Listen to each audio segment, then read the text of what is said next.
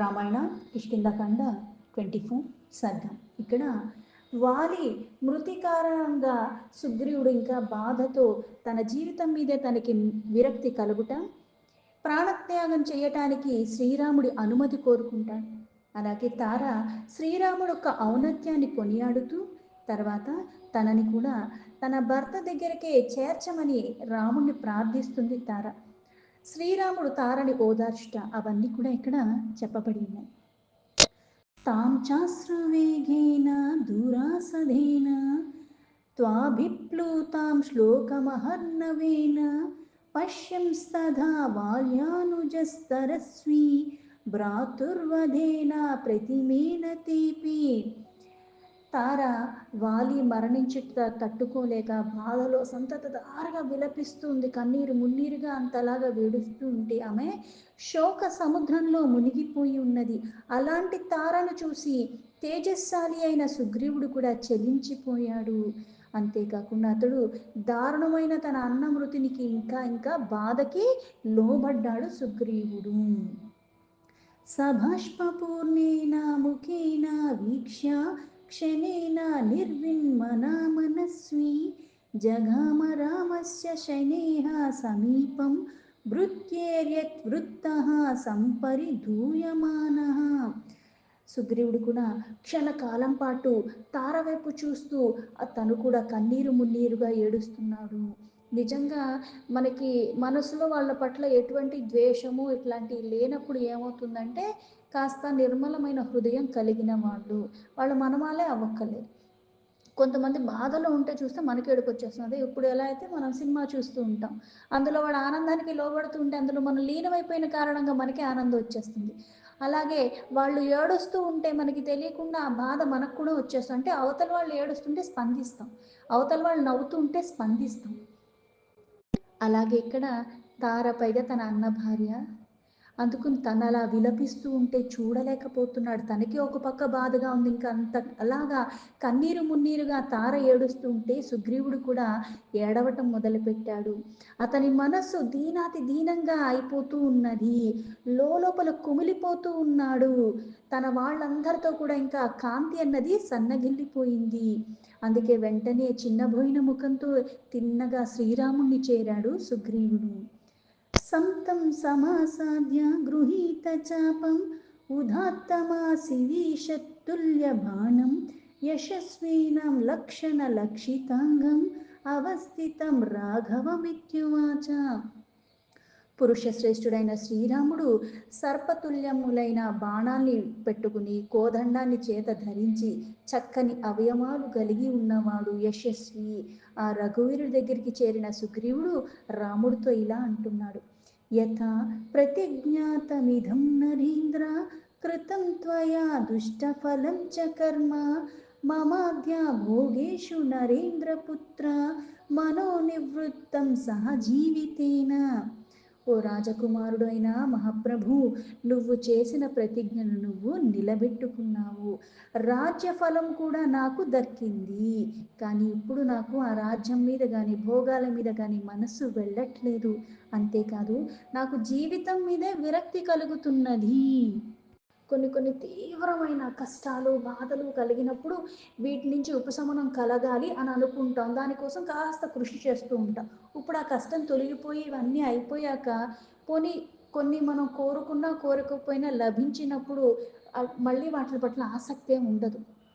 పైగా ఇక్కడ నా బాధ తొలగిపోవటం ఒక ఎత్తు, కానీ కొత్త బాధ కొని అంటే ఆ బాధ కారణంగా దాన్ని తొలగించాలి, అన్నతో యుద్ధం చేసి చంపేయాలని అనుకున్నాడు. కానీ నిజంగా అన్నని చంపాలనంత ఏమీ లేదు. కాకపోతే అది తప్పితే వేరే మార్గం లేని స్థితి దాకా వెళ్ళిపోయాడు. కానీ ఇప్పుడు తన అన్న మరణించాడనేది తట్టుకోలేని స్థితిలో ఉన్నాడు. అందుకే భోగాల పట్ల అధికారం పట్ల దేని పట్ల కూడా తనకి ఎటువంటి ఇష్టం లేకుండా అయిపోయింది. అందుకే విరక్తి వచ్చేసింది. మనకు కూడా సాధారణంగా లౌకికంగా కొన్ని సందర్భాల్లో బాగా బాధకి లోబడిన ఏదన్నా అయినప్పుడు కొన్ని వాటి మీద విరక్తి వస్తుంది. కానీ అది శాశ్వతమైన విరక్తి కాదు, తాత్కాలికం. మళ్ళీ సమయానుకూలంగా అన్నీ మనకి సమంగా ఉన్నప్పుడు మళ్ళీ ఏమవుతుందంటే మళ్ళీ రాగం వచ్చేస్తుంది. తాత్కాలికంగా వచ్చిన ఆ విరక్తిని శాశ్వతం అనుకోవటం మళ్ళీ అజ్ఞానము. ఎందుకంటే మాయామోహాలు ఎప్పుడూ ఉంటూనే ఉంటాయి. ఆ సమయానికి, సందర్భానికి దానికి లోబడినట్టుగా అవుతూ ఉంటాం కానీ మనకది పూర్ణంగా అవ్వదు. अस्यां महिष्यां तु वृषं रुदन्त्यां पुरे च विक्रोशति दुःखतप्ते हते अग्रजे संशयते अंगदे च न रामराज्ये रमते मनो मे. పట్టపు మనిషి మా వదిన తారె గుండె పగిలి అంతలాగా ఆక్రందిస్తూ ఏడుస్తూ ఉంటే ఇక్కడున్న జనులు కూడా దుఃఖానికి లోబడిపోయి వాళ్ళు కూడా గగ్గోళ్ళు పెడుతూ ఏడుస్తూ ఉన్నారు. మా అన్నయ్య ఏమో కన్ను మూసేశాడు, ఇంకా బ్రతుకుటగా లేక మరణించుట అన్న సందేహంలో ఉన్నాను. అంటే బ్రతికినా ఇవేవి నాకు అక్కర్లేదు, పైగా నేను ఇప్పుడు బ్రతికేం చేయను అనుకుని మరణమే బాగుంటుందేమో అని అనిపిస్తుంది, అందుకని ఇటువంటి సందేహంలో పడి ఉన్నాను. ఈ స్థితిలో నా మనసు రాజ్యాధికారం వైపు మొగ్గు చూపటలేదు. క్రోధాదమర్షాదీ విప్రదర్శ భ్రాతుర్వధూ మేనుమతః పురస్తాత్ హతే త్వేదానీం హరియూతపేస్మిన్ సుతివ్రామిక్షూకు కుమారతప్సే. ఇష్యు ఇక్ష్వాకు వంశానికి చెందినవాడైన శ్రీరామ, మా అన్న అయిన వాలి ఇంతకు ముందు నన్ను తీవ్రంగా అవమానించాడు, బాధించాడు. దానివల్ల నాకు కోపం కలిగింది, నా మనస్సుని కూడా దహించి వేసింది ఆ క్రోధము. వాటిని తట్టుకోలేకే అతన్ని వధించమని కూడా నేనే కోరుకున్నాను. కానీ వానరులకు ప్రభు అయిన మా అన్న మరణించిన తర్వాత ఇప్పుడు నాకు తీవ్రమైన బాధ కలుగుతున్నది, నేను బాధకి లోబడిపోతున్నాను. అది నన్ను జీవితాంతం కూడా వెంటాడుతూనే ఉంది. కొన్ని మనం పనులు చేస్తుంటాం, కొన్ని మాటలు మాట్లాడేస్తుంటాం, ఆ సమయంలో విచక్షణారహితంగా చేసినప్పటికీ కూడా అది మనం మరణించేంత వరకు కూడా మనల్ని దహించి వేస్తూ ఉంటుంది, చెయ్యరాని పని చేసిన కారణంగా. శ్రేయోద్యామన్యే మమ శైలముఖ్యే తస్మిన్ నివాస చిరమృష్యమూకే యథా తథా వర్తయతః స్వావృత్యా నేమం నిహత్య త్రిదివస్య లాభః. ఓ రామ, ఇంతవరకు పర్వత శ్రేష్టమైన ఆ ఋష్యముఖ శైలం అంది ఆ పర్వతం దగ్గరే ఏదో ఒక విధంగా కాలం గడుపుతూ వచ్చాను. నా స్వభావానికి తగినట్లుగా జీవిస్తూ జీవితాంతం అక్కడే నివసించుటే ఇప్పుడు నాకు మేలని అనిపిస్తున్నది. అంతేగాని నా అన్నను పోగొట్టుకోవటం ద్వారా నాకు సర్వసుఖాలు లభించే అధికారం అన్నీ వచ్చేసాయి, కానీ ఏ మాత్రము కూడా నాకు సంతోషం రావట్లేదు, అది నాకు సంతోషకరంగా అనిపించట్లేదు. నత్వాం జిఘాంసామి చరేతి యన్నాం అయం మహాత్మా మతిమాన్ ఉవాచ తస్యేవ తద్రామ వచోనురూపం ఇదం పునః కర్మ చే మేనురూపం. ఓ రామ, మా అన్నయ్య వాలి మహానుభావుడు, కర్తవ్య అకర్తవ్యంలో బాగా తెలిసినవాడు, అంటే ఏది చెయ్యొచ్చు ఏది చెయ్యకూడదు. అతడు నాతో యుద్ధం చేసే సమయంలో తమ్ముడా, నిన్ను నేను చంపదలుచుకోలేదు, నువ్వు స్వేచ్ఛగా ఎక్కడైనా సంచరించవచ్చు అనే పలికి ఉన్నాడు. ఇప్పుడు అలా పలుకుట అతనికే చెల్లుతుందేమో, కానీ దురాత్ముడైన నేను అతని గురించి నీకు తగు విధంగా చెప్పి, అంటే నీ ద్వారా అతని మృతికి కారణమైన వాణ్ణి నేను. నా మాటలు నా చేష్టలు అవన్నీ, అంటే మా అన్న చాలా మంచివాడు, నేను దుర్మార్గుణ్ణి, ఇలా దుర్మార్గంగా చెయ్యగలగటం వల్ల అందుకే నా చేష్టలు నాకే ఇది తగుతుంది, మా అన్న ఉన్నతంగా ఉన్నవాడు అని. భ్రాతా కథం నామ మహాగుణస్య భ్రాతుర్వధం రాఘవ రోచయేత రాజ్యస్య దుఃఖస్య చ వీరసారం న చింతయన్ కామ పురస్కృతః సన్. ఓ రఘువీర, సద్గుణశాలి అయిన అన్నైన వాలిని చంపటం వల్ల కలిగేటి దుఃఖము చాలా ప్రబలమైంది, లేక ఆ సోదరుని చంపుట ద్వారా లభించే రాజ్యసుఖాలు అంటే ఇది గొప్ప అది గొప్ప, ఆ దుఃఖమే భారంగా ఉంది, నాకు ఈ రాజ్యసుఖాలు ప్రబలంగా అనిపించట్లేదు, ఇలాంటి ఆలోచన వస్తుంది. అందుకని ఎంతటి స్వార్థపరుణ్ణైనా సరే అన్న మరణించిన తర్వాత అన్న మరణాన్ని ఎలా కోరుకోగలిగాను నేను. వదోహి మే మతో నాసీతు స్వమహత్యా వ్యతిక్రమాత్ మమాసీతు బుద్ధి దౌరాత్మ్యాత్ ప్రాణహారి వ్యతిక్రమః. వాలి తన ఒక ఔన్నత్యాన్ని అంటే పేరు ప్రతిష్టలంత బల పరాక్రమ కలిగి ఉన్నవాడు. ఆ దెబ్బ తినరాదని తలంచే నన్ను చంపలేదని అనుకోవచ్చు. అయితే ఇక్కడ నన్ను చంపాలన్న ఆలోచన కూడా లేదు, తనకి రానివ్వలేదు. అంటే తనకున్న బలము, తనకున్న పరాక్రమతో ఎవరినన్నా వధించగలిగినప్పుడు అపజయం అన్నదే తెలియదు. కానీ ఎప్పుడు ఇన్నిసార్లు యుద్ధం జరిగింది, చావగొట్టాడు కానీ చంపలేదు. అందుకే చంపాలన్న ఆలోచన కూడా వాలీకి లేదు, తన మనస్సుకి దాన్ని రానివ్వలేదు. కానీ నేను నా అన్నని చంపాలన్న కోరుకున్నాను, అందుకే నేనే దుర్మార్గుణ్ణి, నేనే దుష్టుణ్ణి. కానీ నా దుర్బుద్ధి కారణంగానే కదా ఇక్కడ ప్రాణహాని కలిగింది. నేను ఈ ఘోరమైన అపరాధానికి పాల్పడ్డాను రామా అని విన్నవించుకుంటున్నాడు. ధూమ్రసాకావభగ్నోహం ముహూర్తం పరినిష్టసన్ సాత్వయిత్వా త్వనేనోక్తో నా పునః కర్తుమర్హసి. మొదటిసారి జరిగిన యుద్ధంలో వాలి నన్ను ఒక చెట్టు కొమ్మతో గట్టిగా ఆ దెబ్బకి ఎలా కొట్టాడు అంటే ఆర్తనాదాలు చేసేశాను. అప్పుడు అతడు నన్ను ఓదారుస్తూ మరలా నాతో ఇంకా ఎప్పుడు యుద్ధానికి తలపడుకు అని హెచ్చరించి మరీ పంపేశాడు. భ్రాతృత్వం ఆర్యభావశ్చ ధర్మశ్చానేన రక్షితః మయా క్రోధశ్చ కామశ్చ కపిత్వం చ ప్రదర్శితం. మా అన్నయ్యేమో తన సోదర ప్రేమ కారణంగా నన్ను ఎప్పుడూ అలానే చూశాడు, గౌరవభావం ధర్మాన్ని పాటించేవాడు. నేను కామక్రోధాల్ని, మా వానరులకి సహజమైన ఈ చంచలత్వాన్ని ఎప్పుడూ ప్రదర్శించాను. లౌకికంగా చూసుకున్నా ఏది చూసుకున్నా సరే అందరూ ఉన్నప్పుడే ఆ విలువను నువ్వు గుర్తించుకుని వాళ్ళతో మసులుకుంటే అర్థం ఉంటుంది. కానీ చనిపోయిన తర్వాత ఎన్ని రకాలుగా నువ్వు విలపిస్తే మటుకు దాన్ని మళ్ళీ నేను మార్చగలనా, సాధ్యమవుతుందా?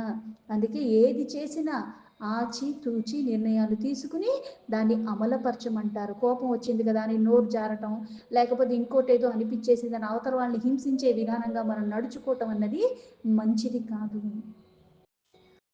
అచింతనీయం పరివర్జనీయం ఆనిప్సనీయం స్వనవీక్షణీయం ప్రాప్తోస్మి పాపానమిమం నరేంద్ర భ్రాతుర్వధాత్ త్వాష్టవధాదివేంద్ర. త్వష్ట యొక్క కుమారుడైన విశ్వరూపుని వధించిన ఇంద్రుడిలా నేను నా సోదరుని చంపి మహాపాపాన్ని ఒడుగట్టుకున్నాను. అంటే త్వాష్ట అనేవాడు ఒక ప్రజాపతి పేరు. ఇంద్రుడిపై గల కోపం చేత అతన్ని ఎలా అయినా సరే కీడు చెయ్యాలని ఈ ప్రజాపతి 3 శిరస్సులు కలిగిన విశ్వరూపుణ్ణన్న అతన్ని సృష్టించాడు. ఆ విశ్వరూపుడు ఇంద్ర పదవిని కోరి తపస్సు చేసి ఆ తపస్సుకి భంగం చేయటంకై ఇంద్రుడు మళ్ళీ ఎన్నో రకాలుగా ప్రయత్నం చేశాడు, కానీ లాభం లేకపోయింది. అంతటా అతడు ఆ తపస్వి శిరస్సుని స్వయంగా ఖండించేశాడు, మహాపాపిగా మహాపాపాన్ని చుట్టుకున్నాడు. అలాగే నేను కూడా నా అన్నను చంపి ఆ మహాపాపానికి ఒడిగట్టేశాను. ఇలాంటి పాపిని, అందుకే ఈ పాపం చెయ్యకుండాటే గాక దాన్ని గురించి ఆలోచించుట కూడా మహాదోషం. అంటే కొన్ని కొన్ని సందర్భాల్లో మనం అది అమలు పరచలేదు కానీ అటువంటి ఆలోచనలు వచ్చాయి. అందుకని నేను చెయ్యలేదు కాబట్టి నేను పాపం చేయలేదంటే కుదరదు. ఎందుకంటే మనకి ఏది చేసినా 3 రకాలుగా అంటారు, మనసా వాచ కర్మణ. ఒకటి కార్యరూపంలో వెళ్ళాలంటే మనసులో తలంపు వచ్చింది అంటే మానసికంగా వాచికంగా అలాగే ఒక క్రియ చేసేసావు శరీరంతో. అందుకని కార్యాన్ని నువ్వు ఆలోచించావు అంటేనే అది కూడా దోషమే, అది కూడా పాపమే. సత్పురుషులట్టి పాపకర్మలను దూరంగా ఎప్పుడూ ఉంటారు మరియు వాటిని ఏ విధంగానూ కూడా కోరుకోరు. చూడను కూడా చూడరాదు, ఇవి అందరికీ కూడా త్యాజింపదగినవి. ఆత్మనామింద్రస్య మహీజలం చ వృక్షాశ్చ కామం జగృహుః స్త్రియశ్చ కో నామ పాపాన్నమిమం క్షమేత శాకామృగస్య ప్రతిపత్తుమిచ్చన్. ఇంద్రుడు విశ్వరూపుణ్ణి చంపుట ద్వారా తనకు చుట్టుకున్న బ్రహ్మహత్యా పాపాన్ని భూమికి ఉసర క్షేత్ర రూపానికి, నీరుకి నురగ రూపంలోనూ, వృక్షములకి జిగురు రూపంలోనూ, స్త్రీలకి ఋతు రూపంలోనూ గ్రహించి ఆయనకు ఆ బరువుని తగ్గించారు. ఎవ్వరికి ఉపయోగపడని శాకామృగమై దయ నాపై పడిన ఈ పాపభారము స్వీకరించడానికి ఎవరు ముందుకు వస్తారు, ఎవరు దీన్ని భరించగలరు? ఇంద్రుడైతే అంతమందికి పనిచేశాడు, నేనేం చెయ్యను, నా దగ్గర నుంచి ఈ పాపాన్ని ఎవరు తీసుకుంటారు? నర్హామి సమ్మానామిమం ప్రజానాం నా యౌవరాజ్యం కూత ఏవ రాజ్యం అధర్మయుక్తం కులనాశయుక్తం ఏవం విధం రాఘవ కర్మ కృత్వా. ఓ రఘువీర, నేను ఇలాంటి పాపకృత్యాన్ని చేశాను, అధర్మానికి పాలుపడిపోయాను, ఇది వంశాన్ని నశింపచేస్తుంది. ఈ విధంగా మహాపాపినైన నేను ఈ ప్రజా గౌరవాన్ని పొందటానికి అనర్హుణ్ణి. యువరాజుగా ఉండటానికి కూడా నేను తగను, ఇక రాజుగా ఎలా ఉండగలను? పాపస్య కర్తాస్మి విగర్హితస్య క్షుద్రస్య లోకాపకృతస్య చైవ శోకో మహాన్ మాం అభివర్తతేయం పృష్టర్యథా నిమ్నమిమాం భువేగః. ఇలాంటి మహాపాపాన్ని చేసిన నేను ఎంతో నీచుణ్ణి. దీనివల్ల నన్ను సజ్జనులు చిరాకు పడతారు, నన్ను ఏవగించుకుంటారు, లోకము అన్నీ కూడా నన్ను వెలివేస్తుంది. అలాగే జడివాన నీరు మహావేగంతో ఎలా అయితే ఎత్తు నుంచి వచ్చే నీరు ఏమో కిందకి పళ్ళానికి వెళ్ళిపోతుంది, అలాగా ప్రదేశానికి ముంచి వేస్తున్నట్లుగా ఈ మహాపాపం నన్ను ఆవరించింది. సౌధర్య గాతా పరగాత్రవాలః సంతాపహస్తాక్షి శిరో విషాన్నః ఏనో మయో మాం అభిహంతి హస్తి దృప్తో నదీకూలమివ ప్రవృద్ధః.